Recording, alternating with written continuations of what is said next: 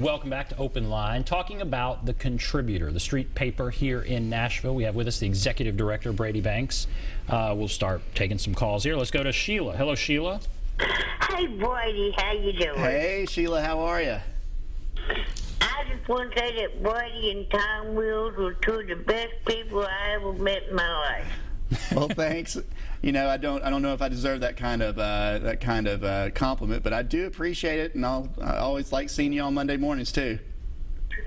Yeah, well, I'll be there next week, but I just want to say y'all are wonderful people to work with.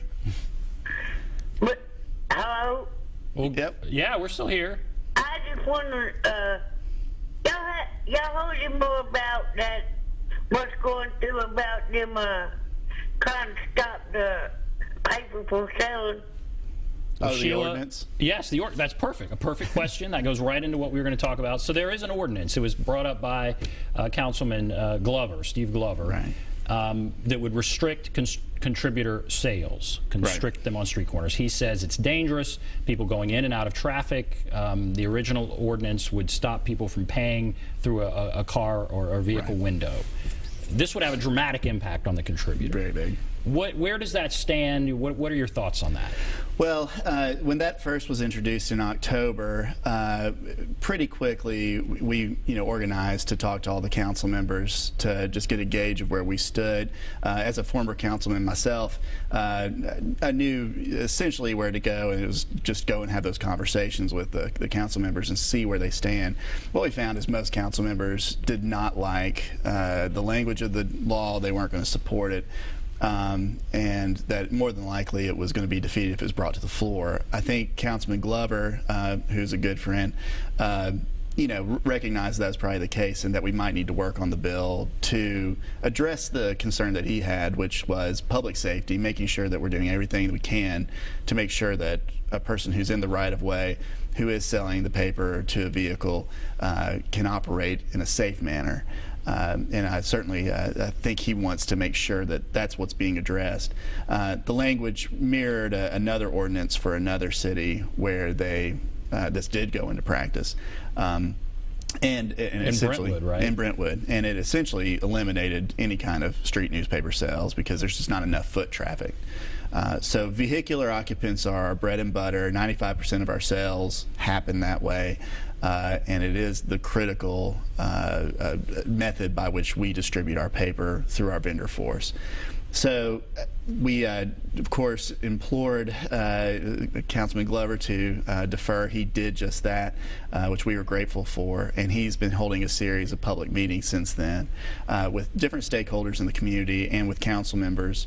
The purpose of those meetings is to see if there's a bill that can address his concern, but also helps us remain in operation and doing the good work that we do. And I think he recognizes the good work we do. Just wants to make sure people are safe. Is that possible to address his concern, not going into the street? And he says it was not aimed at the contributor, is what Right. he said. But these meetings are continuing. Right. Do you feel like it's still a concern or a threat to the contributor? It's a concern. The way the bill is written would put us out of business immediately, as it is today. What we know is that after the third public meeting, which will happen in March, more than likely there will be a bill that's introduced that will be a substitute for the current bill. And at that point, we hope it's a bill that really is positive for both the contributor and for the city of Nashville and the Metro Council members who want to sponsor the bill. We want to make sure that, when we say that 50% of the people who walk through our doors get into permanent housing, that's not sneezed at. I mean, we want to make sure people understand what that means. Right now, the countable population of homeless people on the streets of Nashville is 3,000 people. If you take our 300 vendors, that's 10% of the homeless population here in Nashville, coming through our doors, and at least 5% getting off the streets. And the other 5% is earning a living, so at least they're able to pay for food or pay for transportation. Otherwise, where would they go? And it's a vulnerable population. It's a population that we want to make sure we are wrapping our arms around and that we are supporting because they've taken the initiative to take on an opportunity that gives them dignity, and where we have invested in their lives, and in the hopes that we will eventually help them not be homeless anymore. Is there a concern that some people don't understand well enough what the contributor is all about? In other words, are there some people who say, who maybe think of panhandling and somehow Right. lump that in with the contributor? And what do you say about that? Well, I would say open up our newspaper. If you buy the newspaper, please, by all means, take the newspaper and read it, because the content is actually very, very good stuff. We have won awards, international awards, for what's in our newspaper. We actually took away 2 awards last year from the International Network of Street Newspapers, which is a worldwide organization for all the street papers that exist across the world. Again, very good writing. We have stories of our vendors that are in there. We have poetry by our vendors, artwork by our vendors. But then we also have great pieces by Amanda Haggard, who was our staff writer previously. She's now at the Nashville scene because she's a very good writer, and she's also our contributing editor right now. We have wonderful columns from Mo Patton and Joe Nolan. Mo does one on sports every week, and he used to be with the Tennessean. And Joe Nolan, who is our film critic essentially, and he takes a film every week and reviews it. So we have good content in there. I think people who think that we're panhandling may not be honoring the transaction like we hope they will. We hope that they'll see it as an economic transaction where they are paying for something that they want, with the added social impact of, I'm helping someone that I know who has been on the streets. And I think that's our ultimate goal, and we continue to improve our content because we want it to be more oriented towards or more oriented as a very valuable news resource on the streets for the customer of the vendors. So that's our hope. We also hope that the social impact is of serious value to the community too, and that people take that into consideration.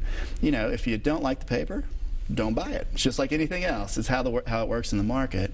But if you do like the paper and you want to support the person who's selling it, by all means, continue to buy the paper every week. But there would be no argument, you don't believe, that it's contributing in some way to panhandling or that type of thing. It's totally different. The model that we've set up absolutely is anti-panhandling. So the two can't exist in the same corner. If the person's holding up our paper and they give you that paper and you take that paper and you give them money for the paper, that's an economic transaction as best as I could describe it. Now, if they keep the paper and they take the money, that's a problem, and we encourage people who do buy to always take the paper for that very reason. We don't want to take away the dignity of that transaction by it turning into a different form of panhandling. Right. Okay, let's go to Mike. Hello, Mike. Yes. Go right ahead. I have 2 questions. Number 1, with this population of 300 homeless who are presently selling papers in Nashville, what kind of training do you provide to this sales force? What kind of support do you give them to help them be successful as newspaper salesmen? My second question is, does the newspaper provide any kind of support services or education opportunities for this sales force that is selling newspapers in Nashville? Thank you for your answers. Thank right, you, Mike. thanks. Well, Mike, I would answer your first question in terms of training. We offer 4 hours of training for anybody that walks through our doors.